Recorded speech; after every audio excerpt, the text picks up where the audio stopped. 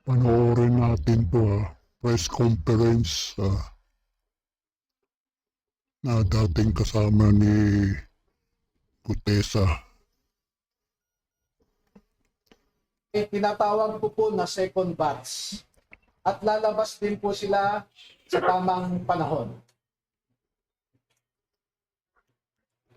Bigyan ko po kayo ng halimbawa ng nilalaman ng kanilang affidavit at kung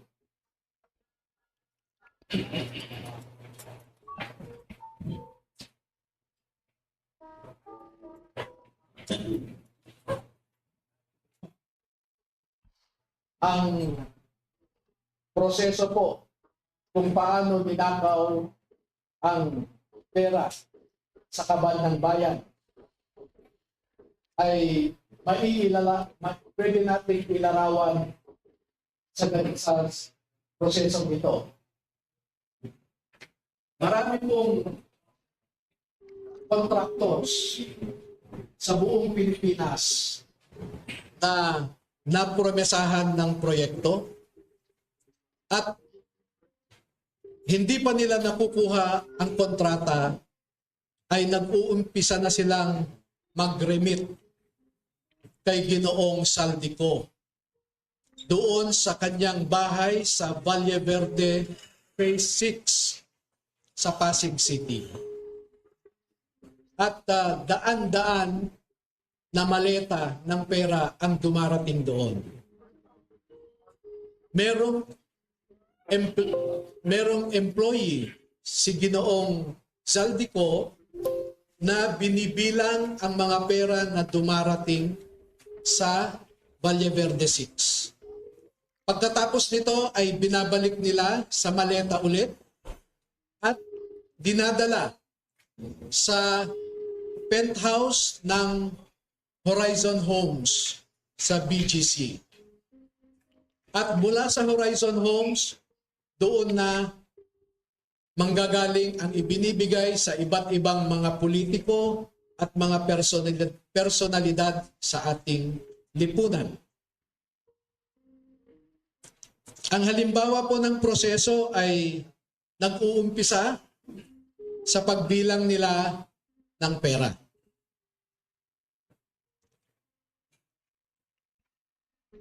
Ang susunod po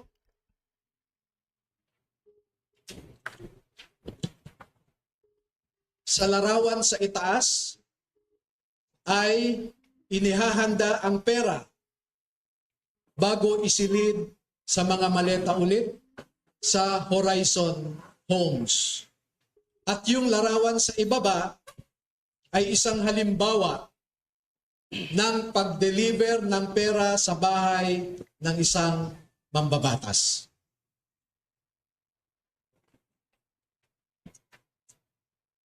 Makikita po ninyo na may nangyari kay Master Sergeant Gutesa. Sa aking tanggap na impormasyon ay napilitan siyang mag-execute ng isang affidavit na kung saan ay sinasabi niya na hindi siya kasali o wala siyang nalalaman sa mga pagde-deliver ng mga mali-malitang pera. Pero makikita po ninyo dito na siya mismo ay kasama sa pagde-deliver ng pera. Kaya naaawa po ako ngayon sa sitwasyon ni Master Sergeant Gutesa dahil ginawa siyang sinungaling.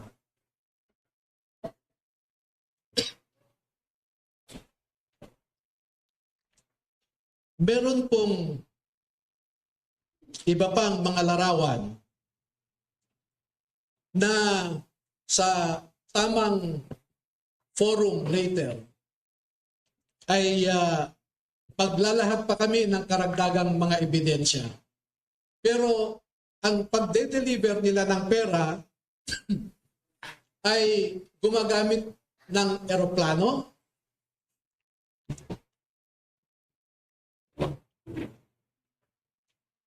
gumagamit din sila ng helicopter,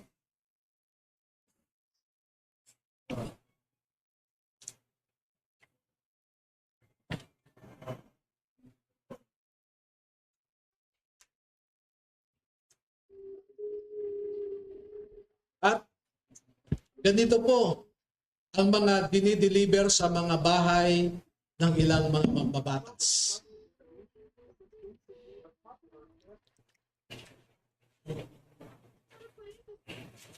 Makikita ninyo sa itaas na larawan ang hilera ng mga maleta na ang laman ay pera.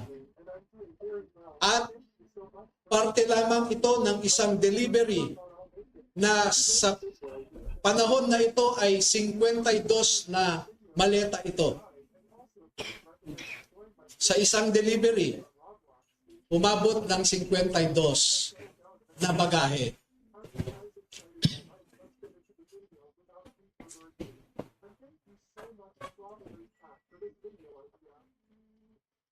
Makikita rin po ninyo na ang ating mga ebidensya ay minsan kinukuhanan ang buong bahay ng mambabatas, buong bahay ng mga ilang nasa media, yung tinatawag nating mga media operators.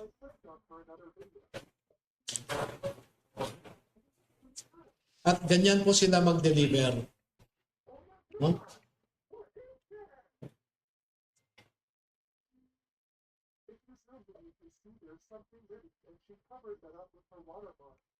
Makikita po ninyo sa ibabang larawan ang mga maleta rin ng pera.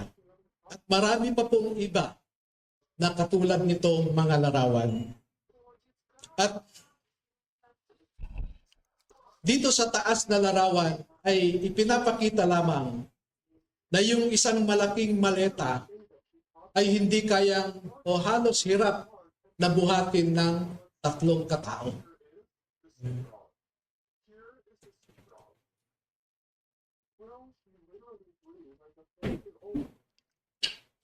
Ngayon po ay merong pangalawang aspeto ng affidavit ng ating mga magigiting na Pilipino na nasa harap natin ngayon.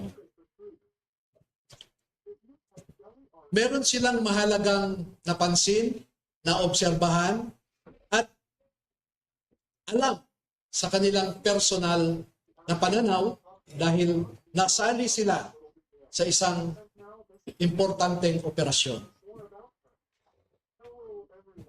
Ito po ay patungkol sa nangyaring operasyon ng ICC.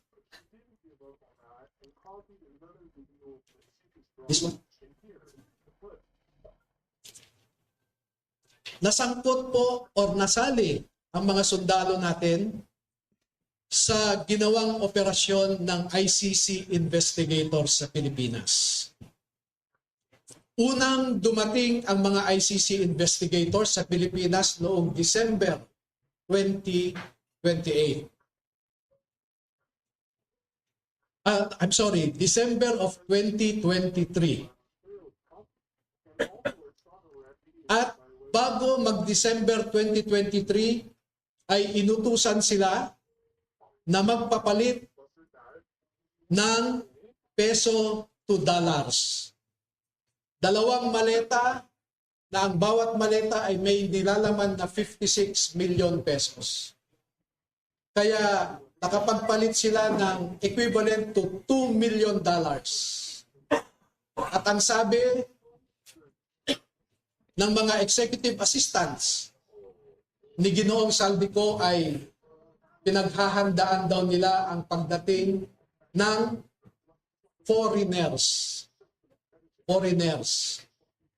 At kalaunan ay nakilala ng mga ito na ang foreigners na binabanggit ay mga ICC investigators.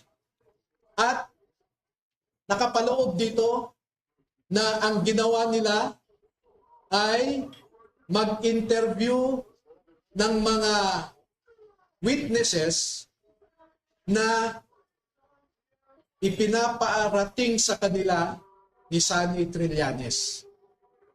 Wala silang ibang in-interview na mga witnesses, kundi ang mga tao lamang na pinapadala ni Sunny Trillanes. At ibinigay kay Sunny Trillanes ang pondo para sa pag-asikaso sa mga ICC investigators na ito. Kaya naman po, lahat ng sasakyan na ginamit, lahat ng hotel accommodations ay sinagot ni Saldico at saka ni Sunny Trillanes. Napansin din po nila na lahat ng mga pag-interview ng ICC investigators ay sa mga pribadong lugar. Wala man lang government office.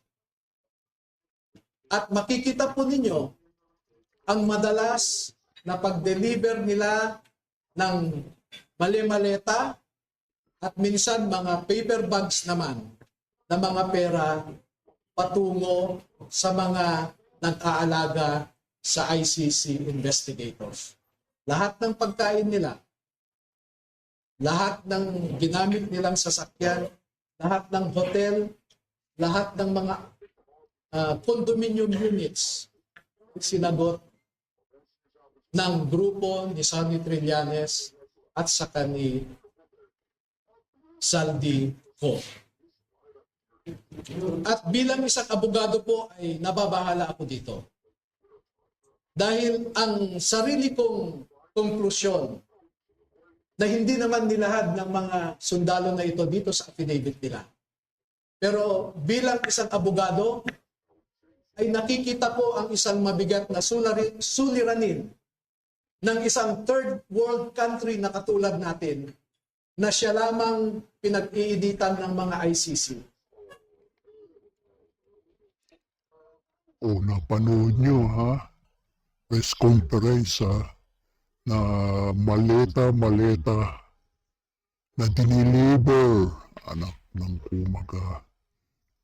Net 25 press conference, ituloy nyo na lang O, paalala ko ulit sa'yo lagi ko itong paalala. Bangag na addict sa cocaine. Sabi ni Amy Marcos, ang sabi mo, di magiging masaya ang Pasko. Kakasuhan mo sila. Dumating na yung bagong taon, Pasko, Valentine, Chinese New Year, wala pang nakakasuhan. Kupal ka talaga Ang kinasuhan yung mga senador. Yung pisa mong si Tambaloslos, Romualdez, si Sandro Marcos, na bilyon-bilyong allocable. Sabi ni Cabral, mga hayop talaga kayo. Pati mga congressman na kontraktor, wala pang nakakasuhan. Ang sabi ni Bendalo na Boeing, hayop na isa pa yung Boeing na yan. Yung kupal ng Boeing na yan. 60, 60 congressman na kontraktor kakasuhan, pero wala pang kaso. Pati si Lacson, sabi niya 60 rin na congressman na kontraktor, wala pa. O sila Mumu, Mumu, Gradola, ayop kayo. Wala pang nababalitan kinasuhan yan Ayop talaga kayo mga congressman, hindi nyo yun Puro kayo senador, ayop talaga kayo. Kupal talaga kayo, karmaysa na kayo.